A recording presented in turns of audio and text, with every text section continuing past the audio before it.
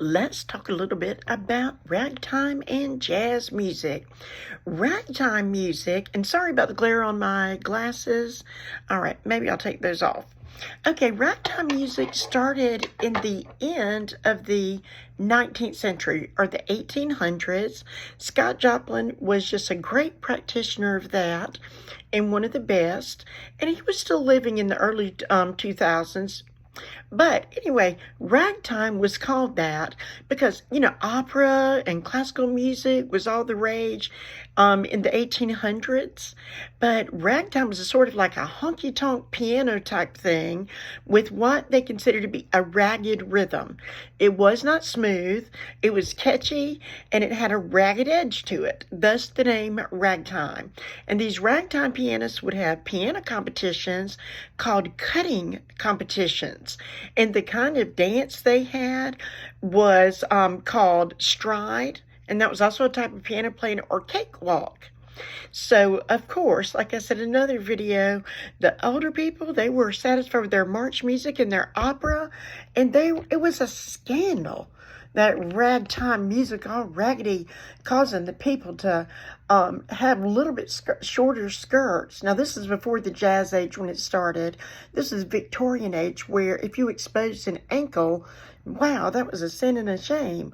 But the girls started wearing their dresses just a hair shorter, and then a lot shorter in the Jazz Age in the 20s, so they could dance and express their freedom. So ragtime was kind of thought to have maybe a lower connotation than the more upper scale classical music, but it was fun music of the people and the music that the young people loved because it was something new and fresh. And most of the new fresh stuff does come from the young people and trickles it way down once older people start getting used to it, see it's going to hang around. So that's what ragtime is. Jazz, that's kind of a collective term for a lot of different music. In fact, there's bebop and swing and big band, hot jazz, cool jazz, just everything. But it was like just a more lively type music, and it did change the culture.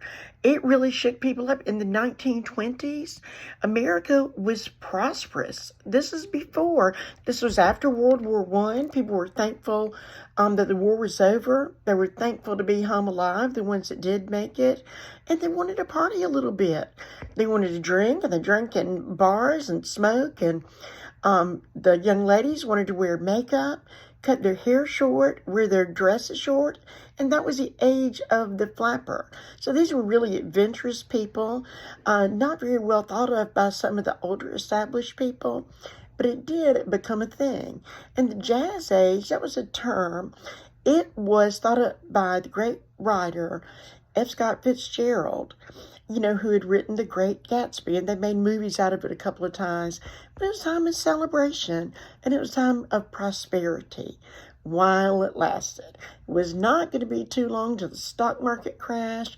There was prohibition, and before we knew it, World War II. Unfortunately, during the 20th century, there's been World War I, World War II. We've had a Korean conflict. Vietnam had conflicts and wars in the Middle East, so that also is going to impact music.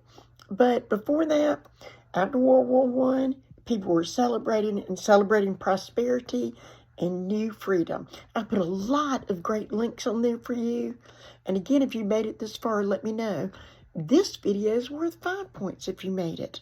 Let's get all the points that we can. And there might not be points in every video, but hey, it's like a little insurance plan for you. But if you do what I say, write the required amount of words, and also just one response to a classmate of only 50 words, unlike some of my other classes where you have to respond to 2 classmates, 75 words each. This is a quick class. We're making it a little bit shorter. Okay, thanks again for being here. Have a wonderful week.